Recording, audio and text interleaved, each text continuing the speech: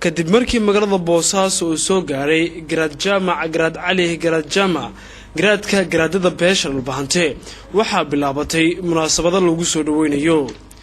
odayaasha gobolka Bari ayaa munaasabad lagu soo dhaweynay garaadka iyo wafdigiisa oo qada sharaf ahayd waxaa lagu qabtay hotelka Panorama ee magaalada tan Boosaaso ka soo qayb galay qada sharaftaasi madax ka tirsan Puntland iyo dhammaan qaybaha odayaasha gobolka iyadoo dadkii joogay ay kamid ahaayeen madaxweynihii hore ee Puntland General Adam Muuse iyo wasiir ka tirsan xukuumadda hadda jirta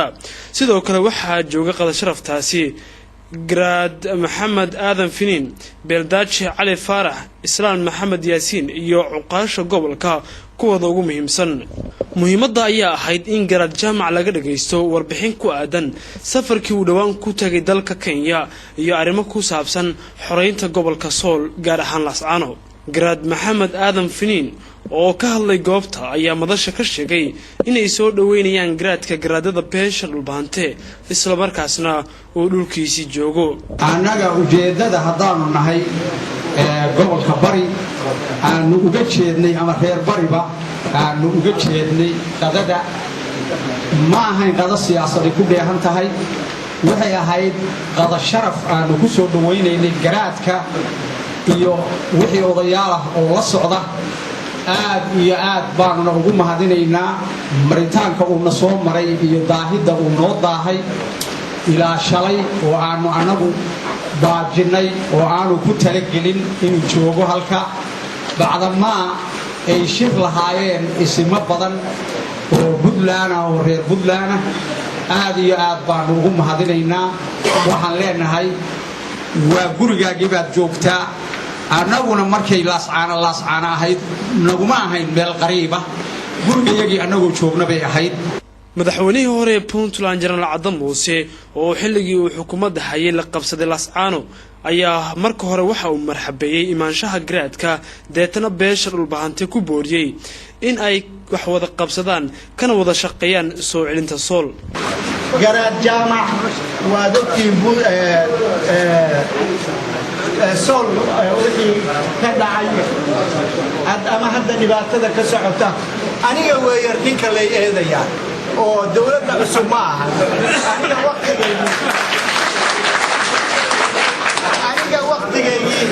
ayay dhacday laakiin hadda waxaan dadaalayaa inaan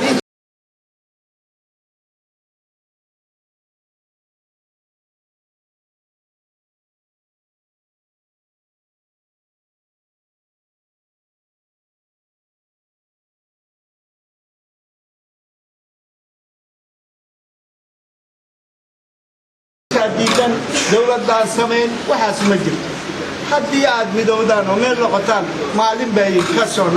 maalin bay arrintu dhamaanaysaa hadda ismada ay qaban doonaan inay go'aan cad soo gaaraan oo ah midnimo maalin baa laga tagaya dawladda iyo shacbiga kale oo ku noolna waa idin support gareynayaan gacan baan idin siinaynaa laakiin hadda ma jirto faroole muu xoreeyo cadam war ma xoreynayne idinka xoreeyo Garaad Jaamac Garaad Cali Garaad Jaamac garaadka garaadada beesha Dhulbahante oo markii dambe lagu soo dhaweeyay mikrofoonka ayaa ka warbixiyay safarkiisii iyo arinta Laascaano tolka magaalada igu soo dhaweeyay dhamaantood خير الله سيو عادي أدود مهتسنتهين مجال ديدي ومجال الصوماليات ومجال الطولات ولا يجسوه الريو ولا تشوجيون موياني قدول لا يجلي يهاي أو عن شيء يقوى حي ما يها ومجال ديدي هسايش قريجا حتى هديت كوسو جيسوا كوسو دويسها تاسواتا ما أنت قدرنا حق السمية يطلق كسوق يبقى يسبرشة هاينا إيانا خير الله كسيه جزاكم الله خير الجزاء waxaan umaleeyaa waxa ugu badan ee la iga sugayaa waa warbixinna waa ka bixin doonaa dhowr qodob oo la taabtayna waxa ka waran doonaa hadii Rabbi raali ka dhigo halkan kollayba sanad meelaha baan maray ka hor April 10keedii inaan ka dhoofay baan maanayaa 2009 waxaan u socdaynaa waxay ahayd undan dadku ay leeyihiin annagu madax dhaqameedka beelna waa u hadallaa beelana waa la hadallaa arrinta siyaasadda iyo maamulada iyo nologa wacan intii aanu dhex gallayna khasaare mooyaane faa'iidooyin kumaanaan soo kordhin maxaa yeelay shaqadii baa isu kaaya darsantayoo shaqadii maamulku qabayna inaan annagu u qabannay rabaan taayadiina inay ku tuntaanba waa la arkaa marka inaannu taayadii ka hadallo oo beesha aannu u hadlayno iyo beelaha aannu la hadlayno aannu ku ekaannaannu jecellahay waxaad maqasheen shirweyne horseed la magac baxay oo ka dhacay magaalada nairobi shirweynaha waxaa ku tashanayay tolka dhulbahante waxay kaga tashanayeen dantooda sidii ay u soo ururin lahaayeen in badan baad waxaad maqlaysaa dhulbahanta isagaa ishaya dhulbahanta isagaa xaaladdan uu ku jiro ka masuula oo isu keenay dhulbahanta isagaa isu geystay waxa ku dhacay xaqiiqiyan marka la eegayo horta marka la leeyahay dhulbahanta yaa loo jeedaa dhulbahanta wuxuu leeyahay madax dhaqameeda wuxuu leeyahay ilaahay hadduu kunaya rag garbooda wuxuu leeyahay mutacalimiin dhulbahantee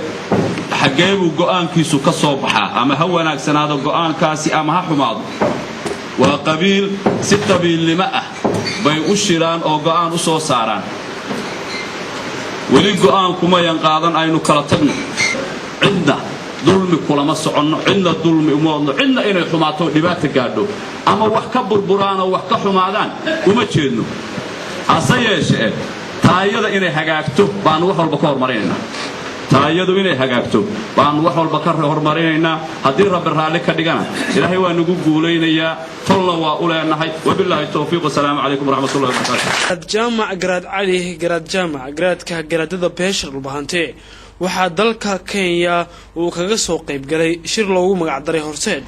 oo looga wada tashanayay mustaqbalka Laascaano iyo arrimo ku saabsan beesha dhulbahante dhexdooda waxaana sidoo kale loo ballansan yahay shirkii holhol oo isna ay isku arki doonaan dhammaan beesha garaad jaamac garaad cali garaad jaamac waxa ugu dambeysay Boosaaso muddo sanad ah waxaana imaanshihiisa soo dhaweeyay shacabka Puntland si loo wada dhan yahay garaadka ayaa inta uu joogo gudaha Puntland waxay saarki doonaan madaxda Puntland oo ay isla meeligi doonaan xaalada badan gaar ahaan xaalada gobolka Sool Faisal Maxamed Xasan Boston telefishinka ATN hotelka Panorama magaalada Boosaaso